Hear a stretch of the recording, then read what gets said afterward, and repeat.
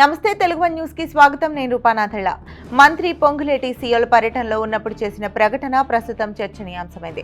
Formula ఈ race కుంభకోణంపై Congress ప్రభుత్వం serious గానే ఉంది.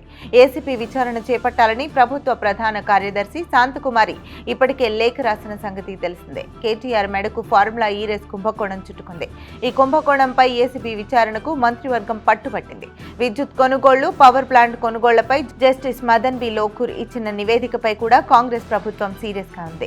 జస్టిస్ మదన్ బి లోకూర్ ఇచ్చిన నివేదికపై కేబినెట్ భేటీ జరిగింది. కేసీఆర్ 10 ఏళ్లు అధికారంలో ఉన్నప్పుడు ఇష్టారాజ్యంగా వ్యవహరించారు. కల్వకుంట్ల ఫ్యామిలీ కోసమే పెద్దపీట వేశారు. అవినీతి, బంధుప్రీతి వల్ల రాష్ట్ర ప్రజల నెత్తిన భారం పెట్టారు.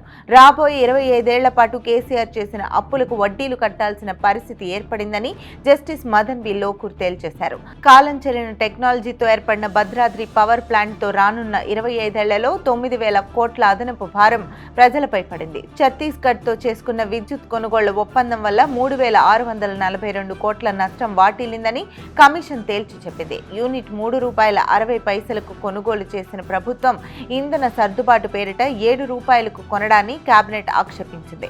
మంత్రి పొంగులేటి సియోల్ పర్యటనలో ఉన్నప్పుడు దీపావళి తర్వాత పొలిటికల్ బాంబులు పేలుతాయని ప్రకటించారు. ఫార్ములా ఈ రేస్ పై అవినీతి నిరోధక శాఖ దర్యాప్తు చేపట్టడమే కాకుండా కేసీఆర్ విద్యుత్ కొనుగోళ్ల ఒప్పందాలపై కూడా దర్యాప్తు చేస్తే నేరం రుజువవుతుంది. దర్యాప్తు తర్వాత తండ్రి కొడుకులు అరెస్ట్ అయ్యే అవకాశం ఉందని చర్చ జరుగుతోంది.